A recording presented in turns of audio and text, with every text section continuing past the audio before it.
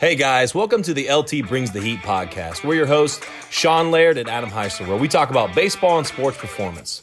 With topics ranging from coaching, business, and player development, our goal is to bring you a no BS approach to development in baseball and sports performance. Hope you guys enjoy. Let's rock and roll. Hey guys, welcome to the LT Brings the Heat podcast. We're your hosts, Sean Laird and Adam Heisler. The topic today is, are you a Lamborghini? We're going to kind of dive into this a little bit on what that means, and I'm going to kind of roll into it and have Adam kind of just feed off what I'm thinking, because I'm kind of passionate about this today. I've been talking to a lot of my clients about this, but we're doing our velo program, our big velo program in the fall here at Laird's Training. We have a lot of guys that obviously are there to get better, and we have a lot of people in the game of baseball that train in the off season with guys like me, guys like Adam, and organizations across the country, whether it's travel or whatever. And people want to get better. They want to be this Lamborghini, if you will. They want to be this great athlete or this great thrower, this great pitcher. And what I'm seeing is a lack of discipline, awareness of who they are as a person and what they need to do and how they need to change who they are in order to get their goals. And I use this analogy. I say, if you want to be a Lamborghini, you have to treat yourself like a Lamborghini. And for me, what that means is there's a lot of meanings behind this, but one, like how you're fueling your body, obviously. And that's kind of like the status quo. Most people you'll see on Twitter and social media, like, yeah, you got to fuel your body. You got to eat, you got to recover, you got to sleep. And I agree with all those things. I'm not negating those things, but that's the first go-to that people talk about. And yes, you need to fuel. Yes, you need to eat. But the problem is, to me, what I see is you can say these things, and kind of, put these things all together in this big bowl, but it doesn't really mean anything. And I'm going to kind of give some secrets that I do to kind of help me achieve goals. But first and foremost, like if you have okay, I need to eat, sleep, recover. This is my rehab or prehab. This is my strength work, whatever. But you don't have a plan of attack. You don't write things down. And you don't have a goal, and especially things to feed off of. Like for those that are listening, like me and Adam will bounce off ideas each other all the time. Like I'm thinking about something, I need to bounce it. My wife here's all of my ideas, all the things I need to work on. I have to write things down. And so I'll give you an example. I want to become the best coach possible. I want to make sure I'm the best dad possible. I want to make sure that I'm growing my business and I'm putting things online and helping people grow. The way that I do that is I have a schedule. I write these things down: Monday, Tuesday, Wednesday, Thursday, Friday, Saturday, Sunday. Boom. I know exactly what I need to do, and I focus on these things. I write the things down that I want to achieve. Usually it's about 2 to 3 per day, and I achieve, and I go out and I make sure I achieve those things and conquer those things. Do I get all 2 or 3 of those things done every day? No, I don't. But I'm achieving and working toward those things, and I'm achieving 1 or 2 things each day. And over the course of 1 year, those little things each day that I work and I achieve turns into this big, huge achievement. This big, like I finally did this or whatever. The problem is that these guys, they're sitting there saying, hey, I want to throw hard. Okay. Well, here's your schedule, and this is what we do for velo programs. I'll write down, I'll say, hey, you're going to do this on this day, this on that day, day 3 programming, and then we go from there. Like they literally have an outline of exactly what they need to do.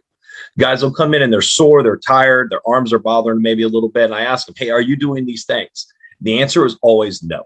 And they always give an excuse. Well, maybe, and there's always some bullshit response from them, instead of just being direct. And for those that are listening right now, I need people that are listening to this podcast or affiliated with Laird's Training or affiliated with Heisler Heat. You've got to start being honest with yourself and looking in the mirror about what your biggest weak points are, what your biggest weak points are as a person. And if your weak points are discipline, which all of us lack, it doesn't matter how disciplined you are, right? I'm a disciplined person. Adam's a disciplined person, but we lack in so many avenues of discipline. There's always a way to get better. And I use this all the time about hard work. Like people say they work hard, but that's relative. Like you're really not working hard in comparison to people that are working harder than you, right? So there's always a way to increase how hard you work. There's always a way to increase the betterment of who you are as a person. Are you doing everything that's on your list in this velocity development program at Laird's Training? Are you doing everything on this list in this bat speed program that Adam Heisler's writing for his clients? Like, you've got to sit down and look at yourself in the mirror and go, if I want to be a Lamborghini, if I want to be a Mike Trout, if I want to be, a Fernando Tatis, if I want to be the elite of the elite, I have to change my life. I have to change who I am. I have to change the X's and O's in my body. And I'm not seeing that nearly enough. Now, here's the thing.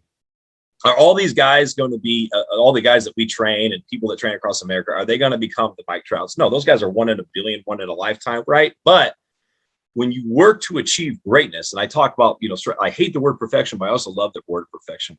If we're striving for perfection, we strive to reach for the stars, the old cliche, you fall a little short, you're still at greatness.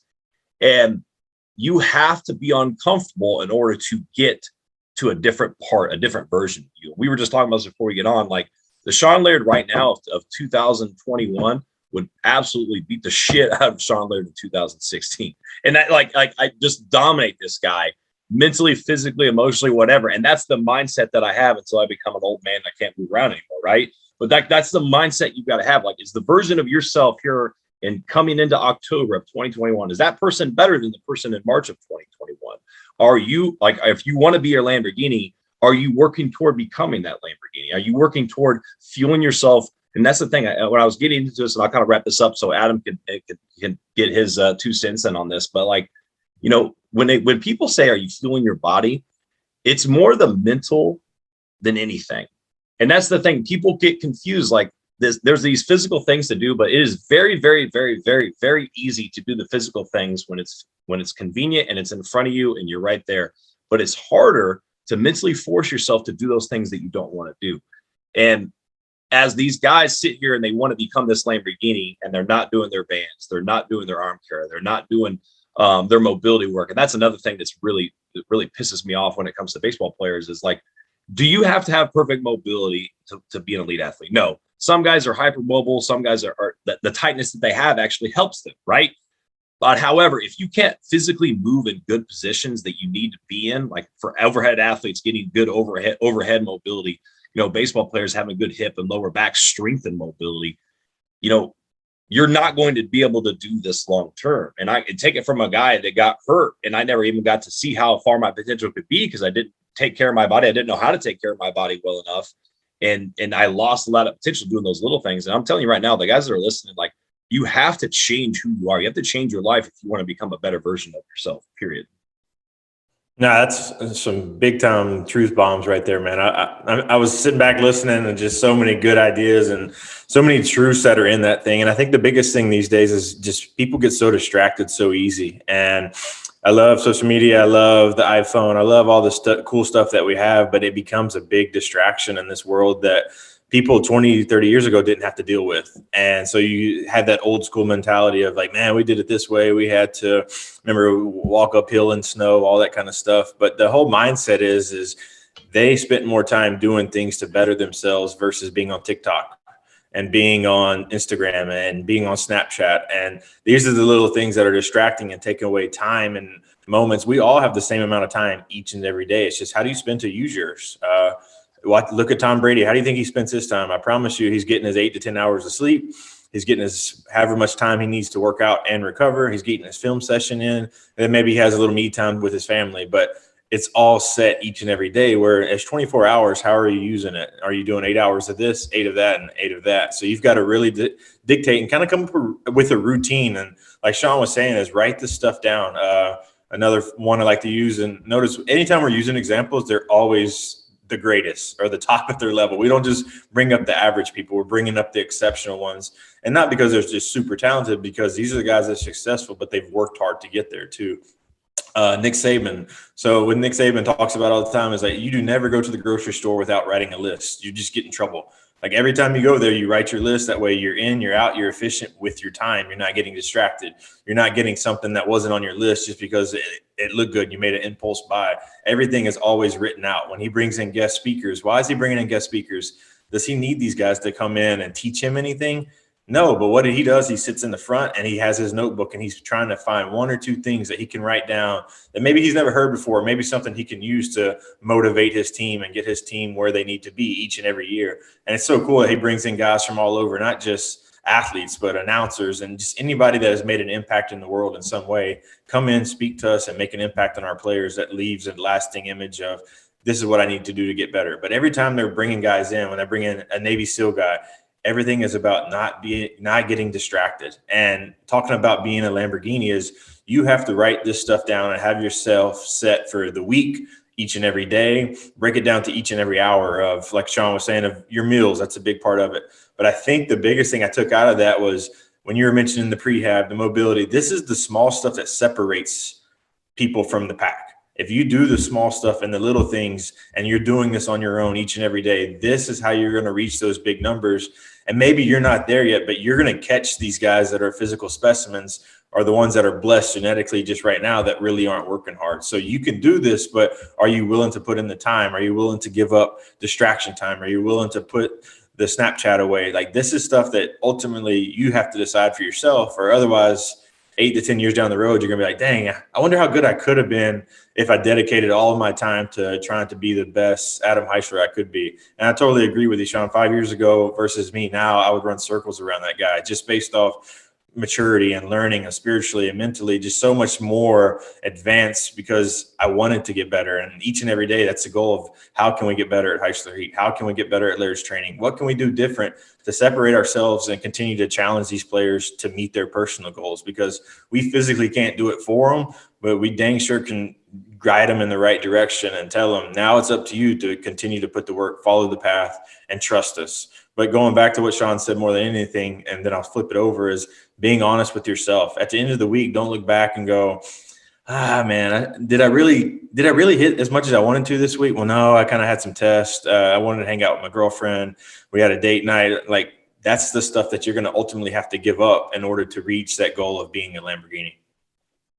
Yeah, and I mean, those are 100% of the valid points, and 100% agree with everything you said. And like you were saying, like, we always use the extreme examples of the Mike Trouts and Nick Sabans when it comes to coaching and stuff. But you look at like let's look at a normal example. And this just clicked on me when you started saying that. It's like, let's look at a parent that works a 9 to 5, and every one of their kids, like say, as they get to the 50s and 60s, and you look at all their kids, and you got 3 or 4 kids that are super successful with great paying jobs, great marriages, they're in good life. That's a super successful person in my eyes. That's a person that has really contributed to society and built a young man, a young woman, and multiple young men and young women, you know, that has actually grown the world and made it a better place. Like, there's a lot of parents that are like that I consider great. And that's greatness, like being a great parent, helping people grow.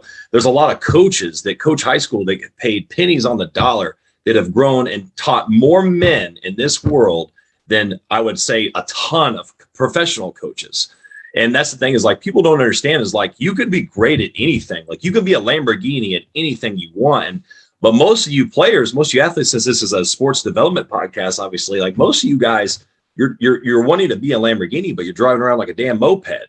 And you're not doing the little things like Adam was saying that you have to do day in and day out to change yourself. And one thing that I realized, and I still struggle with this day to day, is like, I've always had things I write it down. Like, I have multiple notebooks of notes over the years, all the way. I still keep them all too, from back in college and grad school or whatever to now currently. And some of it's from clinics and conventions that I go to, listening to people talk, like Adam said, to pick up nuggets here and there. But a lot of these are just notes and things I write down myself, goals and aspirations and objectives I wrote down myself. Like, I literally spent 2-3 hours this past week on my marker board. I have a marker board that I basically write things down on. It was too chaotic for me. I had to divide it and organize. I literally spent a couple hours organizing my thoughts and organizing certain topics. I have certain topics and themes for each part of the marker board. We put tape down, and now it's organized that way. And now I have this clear vision. And Adam's talked about a vision board in the past. And I have this clear vision of what I want to do and what I need to achieve. And what I was getting at, what I struggle with the most is like, I actually write down way too many things. Like, I'll write down so many things, and then I feel like I get nothing done. And so this is what I'm going to pretty much leave with you. And Adam, you jump on with this at the end. Like, you need to think about 1 to 2 things a day. And I've talked about this in video, like a core power, a core 4, or core 3, or core 2, whatever. I have a core 4. And the first 2 of the 4 is I have to exercise, and I need to be a great dad, a great husband. I have to take care, play with my kids, play and show my wife that I love her. And, I have to exercise in some form or another. Like, those are 2 things are mandatory. I have to do those day in and day out. And sometimes my exercise might be a mental exercise. It might be prayer. I pray a lot. Like, most of the time I'll work out 4 to 6 days a week, but those other times, like, I'll substitute that exercise time for something that I need. Like, if I'm stressed out, I have like a lot of people talk about meditation. Like, not to go against meditation. I've always considered meditation more like prayer for me. And that's kind of my meditation. Sometimes just talking things to God. But I have two other things I need to do for that day. And once I started doing this, it kind of really changed my life and kind of changed like my avenues toward things. And then, like I said before, I still struggle with this. I'll try to be like, dude, I'm going to do 5 extra things today. And then I end up screwing up. And I'm like, because you don't know how many of these 2 things are. And so if you can do this day in and day out, like you sit there and go, oh, it's only 1 or 2 things. I could do 10 things every day. Well, cool, dude. But can you keep that up for a long period of time? Can you do that? Or are you going to burn yourself out? I go through states where I would work so hard for a month and I'd be so burnt out. I wouldn't want to do anything for a week. I would just kind of want to just sit there and just respond to my emails for the business and go do my training and be done. But so what I started doing is I'll write those 1 to 2 things. Reading a book, it's a certain book. Like I need to make sure I'm putting in 10 minutes a day and reading a book, but I'll write these 1 to 2 things down. Like today, as soon as I get off of this, I'm going to publish the other podcast, finalize that podcast. I got to go pick up my kids from preschool and I go back and I got to do an online program that I've been working on. Like that's the things that I got to do. So I'll leave you guys with this, with this part. If your goal is to throw harder, you got to write down 2 things a day, every single day that you're doing to throw harder. Right. So your mandatory obligations, you go to school, or if you're working, if you're listening to this, you're a professional ball player, whatever, you go to your job. Right. And then maybe you have family requirements that you need to do, chores, whatever you're doing. Right. There's usually 2 things, maybe 3 things. Like if you have to go out to an event or whatever. Well, outside of those 2 or 3 things, there's 2 things that you need to do for your personal development, your personal growth. And if you have goals that you want to achieve, right? You have small goals, long-term goals, short-term goals, and then you have the objectives that you need to do those goals. So like if I want to be like Laird's Training is going to open up in, this big facility. What do I need to do? Well, we had to get state release and design these blueprints in order to get these bids to start the process, right? So I had to do step 1 before step 2, step 2 before step 3. That's the objective. So if your goal, if I'm sitting here and listening to this podcast and I'm throwing 82 miles an hour right now, my goal is to throw 88 miles an hour. I need to know what I need to do. So say there's 5 things that you do. There's a long toss. There's your band work that you need to do for health, arm health. Maybe there's some extra shoulder rotator cuff exercises that you need to do, right? Maybe there's the lifting program you're doing, and maybe there's some speed plyometric stuff that you're doing. So each day you're doing 2 of those things. Like you sit here and saying that if you're going to do all 5 of those things every single day, it's just unrealistic. It's just not going to happen. Now, do you do parts of those and like, do you do some rehab or prehab during weights? Yes. But what are you actually doing? Are you writing this stuff down? Am I going to eat and do this shake? Like we have these shakes that these guys need to do for gaining weight. It's 3 days a week. I tell them what days they need to do them. So every day that comes up, no matter what they've done that day, they're drinking that shake. You have to write these 2 things down for your personal development growth. Otherwise, you will not do it. And everybody listening here can probably sit there and go, man, I woke up. You wake up on that Saturday and you have nothing to do, right? And you end up, the day takes you in all these different places and there's no objective.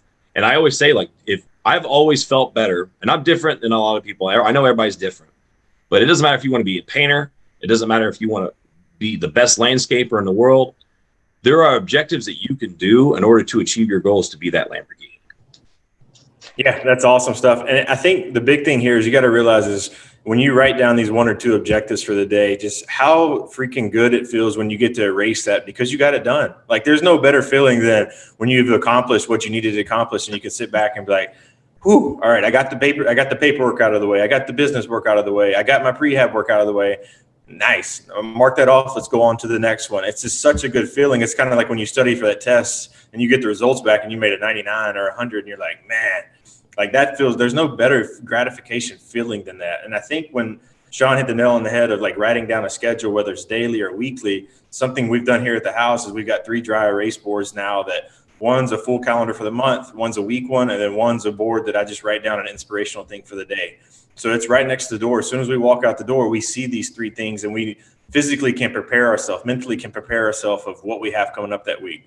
So Jake's got 3 tests this week. He knows, he sees it. So now he knows he has to study for it. And these inspirational quotes, they don't have to be some big, long thing. It's just something to get them inspired, to get them off to a good start for the day. And this can go for you athletes as well, as write down your weekly schedule of what you're doing. If it's a throw-in camp or if it's a hitting camp, whatever it is, of, all right, this day, this is the 2 things I'm going to knock out. Boom. All right, this day is going to be my tougher day. Now I'm going to have to really lock in and focus and kind of put the phone away for a little while, because things are going to come up. Distractions are going to come up. Car accidents, somebody sick. So like, some things are going to come up, but if you write this plan, you can work around it, as opposed to kind of just shooting from the hip and throwing something to the wall and hoping it sticks, because those plans never end up working. And another thing we'll kind of finish off here is like procrastination. I mean, procrastination is like a personality trait to some people, and they can't get away from it. Maybe they do get that high of, I just like waiting to the last minute and then I can get it done, because it's that adrenaline pump. Where I promise you will have way less stress off of yourself mentally and physically if you just continue to do this stuff that you need to do and not wait until the last minute to do it. Because the last thing you want to do is start your high school season this year unprepared. And yes, it's September. I get it super early, but I promise you, February down here, February 20th, I believe, is usually when they kick off, is going to be here before you know it. And you're going to see the guys that have separated themselves from the pack, and you're going to go, dang, man, I wish I would have worked like that. What did they do that I wasn't doing? Ask them. And now I guarantee you, they'll tell you that they wrote down a schedule, a plan, a goal, and that was what they were working towards to get ready to play these games come spring season. Yeah, that's money right there. And that's the thing is, like, the procrastination, you do it first thing, boom, you can do whatever you want. And you're talking about the distractions, and that's something I didn't even cover, but I'm glad you talked about it. And that's because we live in the world of more distractions now than we've ever had in our life. People expect more gratification, more immediate answers. Like somebody sends a text like, Adam, dude, I sent you a text 2 hours ago. How come you didn't respond to me, man? That's like people expect this response. And like, it's gotten to the part where I'm so busy that I leave things unread so I can respond to them later. And for you listeners, I'm not saying to big league people or anything like that. Like I respect people's time, just like I want my time being respected. But like Adam said, you have to put the phone down. You have to achieve those objectives first before you go on and do the things that you want to do in your free time. And that's hanging out with your girlfriend and stuff. First of all, if your girlfriend wants to hang out with you all the time, that's awesome. But if she's not there to back you up and support you with your goals, and I was talking about this with my players yesterday, actually, and I'm not going to get into detail because I can't say the things on the podcast that I said in person, but if you're looking for a partner in life, that partner should be supporting you just as much as you support them. You guys should be a working team, and you get married. Like, me and Adam are both married, and our spouses, our goals are one.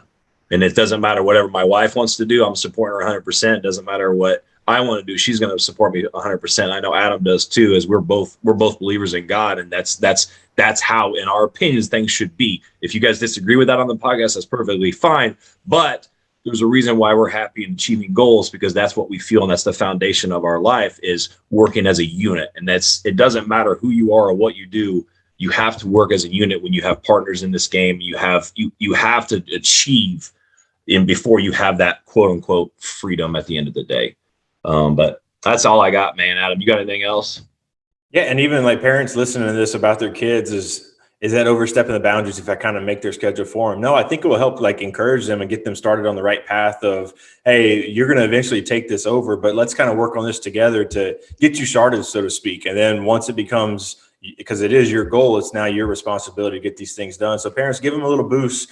Don't force this on them, but give them a little boost to kind of help them get it going in the right direction. And then now they'll see, is this really a goal that they really want for themselves, or is it a goal they want for you? But most importantly is just encourage them, push them, guide them in the right direction. Don't let them get distracted. Yeah, that's a great point. I mean, you have to see, like, a lot of people confuse certain things that it's automatic. Like working hard is a skill you have to learn. But like you just said, like, parents, you're going to have to teach your kid how to write down objectives. Like they're not automatically going to know.